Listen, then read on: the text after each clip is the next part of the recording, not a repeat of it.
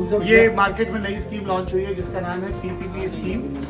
इसका ड्राफ्ट मेरे लिए जीशा ने, हमारी सहयोगी ने तैयार किया है। अगर आप अच्छा लिखेंगे नहीं, अच्छा पढ़ेंगे नहीं, तो आपकी भाषिक प्रपणता सामने आएगी। मुझे नहीं लगता कि मैंने किसी 1.5 साल पुराने पत्रकार की इतनी सुंदर लिखी हुई कॉपी पढ़ी है अपने 15 साल के। हाय गाइस, कैसे हैं आप सब लोग। एलटी इनसाइडर में आपका स्वागत है। अच्छा, आप लोगों के ना बहुत से सवाल हमें मिलते हैं जिनमें आप पूछते हैं कि ललन टॉप पे जॉब कैसे लगेगी या इंटर्नशिप कैसे लगेगी। तो आपको मैं बता देती हूँ कि अगर आपको ललन टॉप पे जॉब के लिए अप्लाई करना है तो उसका एक ही पता है, jobs@lalontop.com। इस पर आप अपना CV मेल कर सकते हैं। अब अगर आपका CV हम तक पहुँच गया है और वो शॉर्टलिस्ट हो गया है तो आपको टेस्ट के लिए बुलाया जाएगा। आपका रिटर्न टेस्ट होगा, आपका इंटरव्यू होगा। तो आज के इस वीडियो को अगर आप देखेंगे तो वो आपके लिए मददगार हो सकता है कि आप अच्छा कैसे लिखें ये जानने में, क्योंकि इस वीडियो में सौरभ सर ने बताया है कि उनको किस तरह की स्क्रिप्ट पसंद आती हैं और किस तरीके से कौन कौन सी ऐसी स्क्रिप्ट है जिनको पढ़ के आप अच्छा लिखना सीख सकते हैं। तो ये वीडियो आपके लिए मददगार हो सकता है। तो चलिए देखते हैं क्या है इस वीडियो में। तो आज हम लोगों ने विज्ञान की जो किताब में पीछे लिखा रहता है और विज्ञान करके सीखा उसका एक उदाहरण देखा और सीनियर्स ने बहुत अच्छी नज़ीर पेश की। बहुत शुक्रिया आपका सौरभ और राजेश। और मैं उम्मीद करता हूं कि आप लोगों का ललन टॉप का जो कार्यकाल है वो ऐसे ही रहे और आप दफ्तर आते वक्त भी खुश रहें और जाते वक्त भी खुश रहें। ये बड़ा जरूरी, क्योंकि सरवत फातिमा ने कल ही हमें बताया कि दफ्तर से जाते वक्त तो सब खुश रहते हैं, आते वक्त खुश रहें, ये जरूरी है।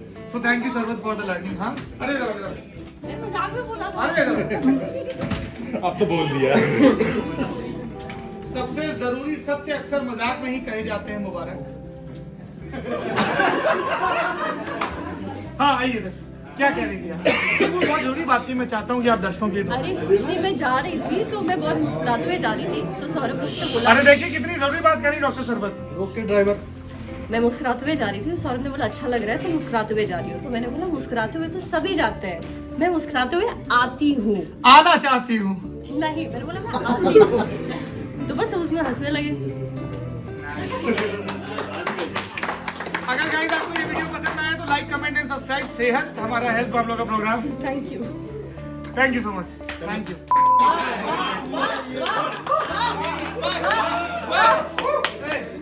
दीपक, तुम्हारी कॉपी कहाँ है?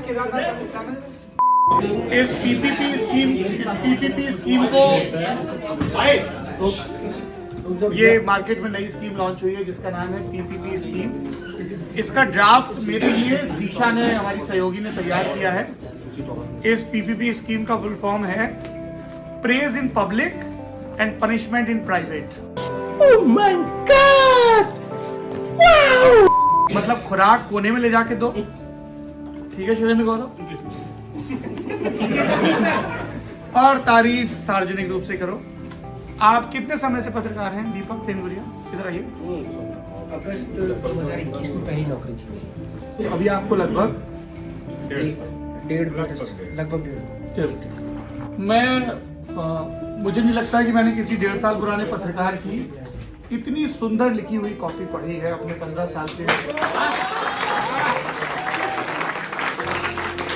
तो आप में से कई लोग बहुत शानदार लेखक हैं, जैसे निखिल वाट।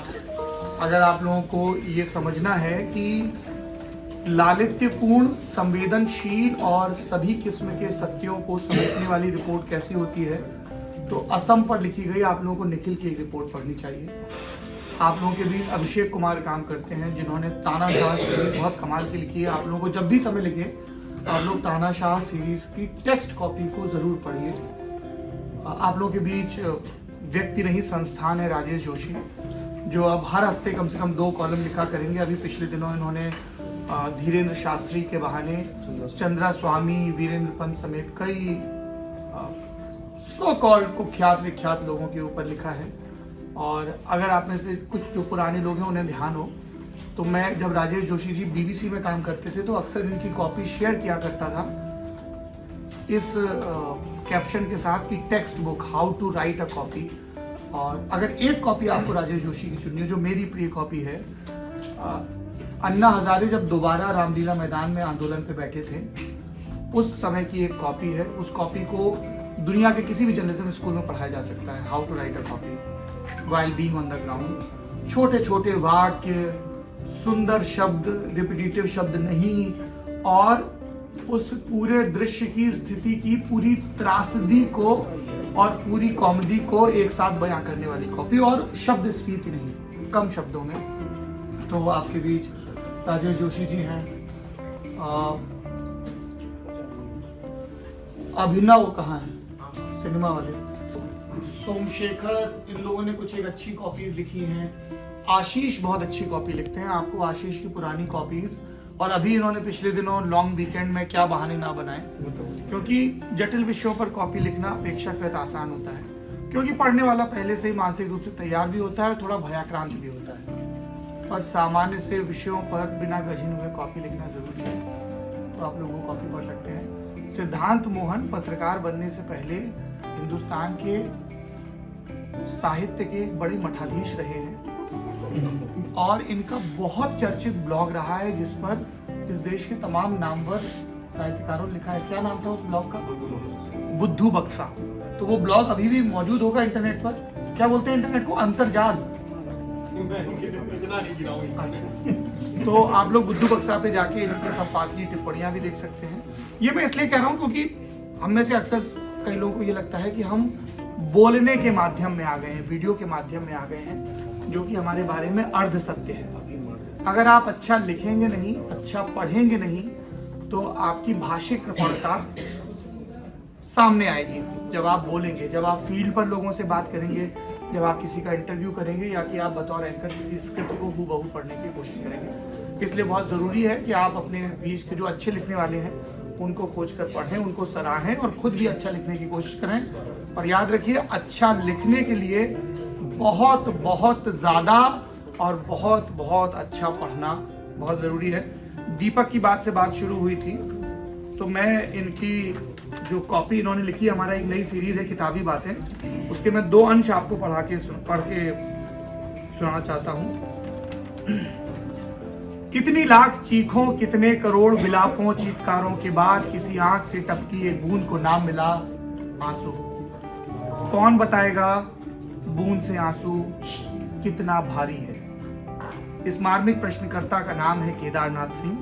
1934 में बलिया में जन्मे हिंदी के शानदार कवि लेखक केदारनाथ सिंह, जिन्होंने आचार्य हजारी प्रसाद द्विवेदी के निर्देशन में अपना शोध ग्रंथ पूरा किया।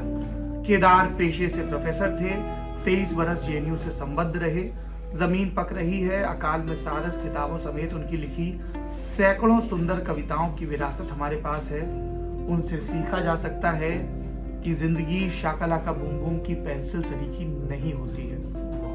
1960 में पहले काव्य संग्रह अभी बिल्कुल अभी के बाद उन्होंने 20 बरस का लंबा संयम और अंतराल बरता, और फिर दूसरा काव्य संकलन आया 1980 में। वो 2015 में अपनी देह पूर्ण कर चले गए, पर उन्हें पढ़े बगैर शऊर के कुछ सफ़ों से हम संभवतः अपूर्ण रहे।